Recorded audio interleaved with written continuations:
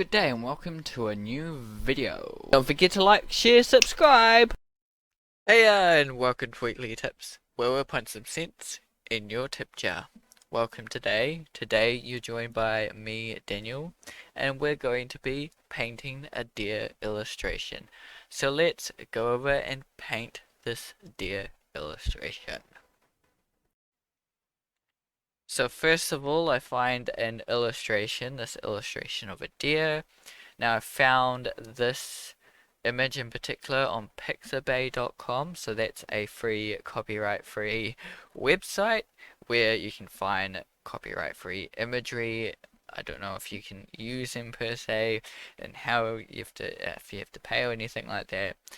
All I know is I found it on pixabay.com. It's a really cool website with awesome copyright free imagery, and today I am drawing that illustration. I thought it looks really cool. It's something different. I thought of this when, I looked into Lightbox Expo 21, had a few questions there, and one the artist was saying that, I need to look into developing, my skills, but also don't be afraid to try up a new style. And I was like, okay, well, why not try paint something in a different style? I don't often paint in this kind of style that is on this illustration, so I thought, why not? And it's always good to do that, to trial new things and new ways of painting things. It's always good, and surprisingly, it looks, pretty simple. But it was, a little bit challenging in a way. Trying to get all the proportions right, and trying to make the image look um, like the other image basically. um, and there's a few things that are a little bit off with my image. I'd say the colors aren't as muddy. They are kind of a little bit more vibrant. My colors, and that's just due to trying to pick the right color without color picking it. I didn't just want to color pick it. I did cheat a little bit, trying to color pick it and per se, but because I've got 10-point imagery, it's gonna get the closest color in that little spectrum, so it's not gonna fully copy color pick that color I want. Um, Even if I did try, it could, if I set my color picker to do points, I could have gotten the right colors um, in that way. But I just wanted to try and get something really close, as close as I could get.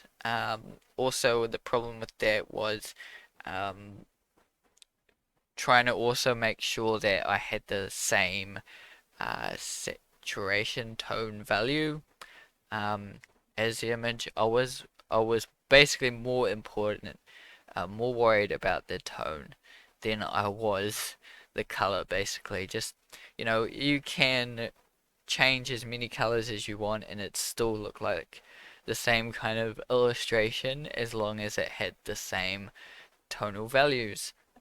You can make the deer green for some reason and the background orange.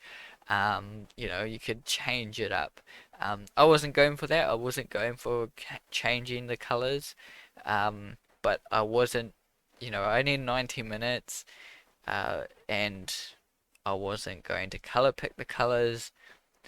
I wanted to guess the colors.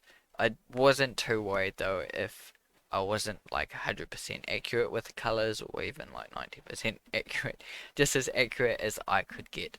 Um, there are ways around that, and I could have played a lot more with trying to, initially at the start, trying to get the right muddy colors for that background. But, knowing me, I pushed forward and tried to get, um, you know, all the other elements in there. I think though, I could have spent a little bit more time just trying to get those background elements looking quite good, and also, you know, having those background elements, you know, accurate enough, I could change them um, easier, basically. But because, you know, I ended up painting it, I didn't worry too much about my layering. It was much harder to change a color and that kind of thing. I could have cut things out and clipped a lot of the things.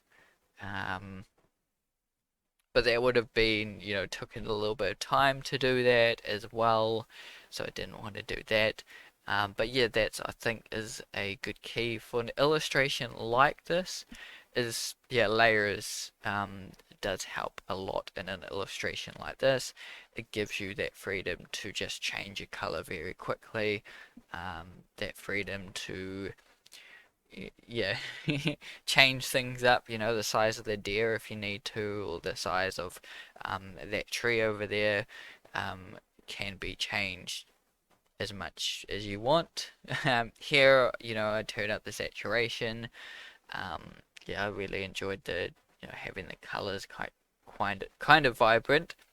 Um, yeah, guess it's not as greeny, like yellowy, muddy as the original. And I think it's also preference. I did like this color a little bit more than that muddy color. It's just my preference. If you're going for accuracy, you know, if you're going to do this 90-minute art challenge, and you're going for accuracy, you know, there's nothing wrong with that. You can color pick if you want as well. There's nothing wrong with that either. Um, you know, you can basically duplicate the image. But here, I wasn't trying to, in this thing, I'm not trying to just duplicate the image as well. I don't just want to kind of just duplicate it. What I'm trying to do is understand the style, understand um, how to paint like this, and, you know, create in this way. Um, because that could be very helpful in the future. And maybe there might be an illustration I have to do for someone in the future that they want this kind of style. You know, they want the kind of 2D-ish, still, you know, makes sense with distances and things like that, but, you know, it looks very 2D. And that's what's cool too, is with this image here, it does, you know, it does look kind of 3D-ish. You know, there is some depth of field in play here, but there's not a lot of, you know, tonal value and a lot of things going on. They're very simple ways to show um, perspective. You know, with the darker trees in the background versus within the foreground. You know, as in, and less kind of, I guess, visibility to them. You know, don't seem as hard edges. I guess they are kind of hard, but not as not as hard as that first tree we see. If that makes sense, you know. But yeah, use of shadow, use of just color change, which is kind of tonal change. Very simple, um, you know, very simple techniques to try and show perspective and depth of field. Which is another, you know, reason why I was like, you know, this is a good image to do, because, you know, it shows you those simple techniques, you know, those are flashy kind of dulling everything in the background, and flashy make everything towards you darker, and those cheap tricks, you know, all those cheap tricks and cheap methods aren't visible. You know, the big important parts are there, but there's no like fully shaded, you know, deer here in the front, and then all this blurry texture, less texture in the background. There is not much texture here at all. It's all very flat, but it still looks 3D, you know. That's what's awesome about it. that's what's helpful about doing an illustration like this, because it shows you, and by reproducing it, you are forced to use those and see how this artist or this creator has done it, and how you could do it in the future with any pieces you do, and how it can help you as well, even if you do, you know, stick with a more kind of realistic 3D style. It shows what is important in an illustration, and in an image like this, what is important, um, to make sure that it shows depth of field and those aspect of things still, without any of those fancy tricks like blurring things in the distance and yeah, that kind of aspects. So hopefully you've enjoyed me chatting about this. It's been a fun 90-minute art challenge experience. There's different ways I could have done this. I decided just to paint it up like the way I did. It is enjoyable 90-minute art challenge. Feel free to do it yourself. Let me know your thoughts down in the comments. Keep drawing, keep creating, and see you in the next video.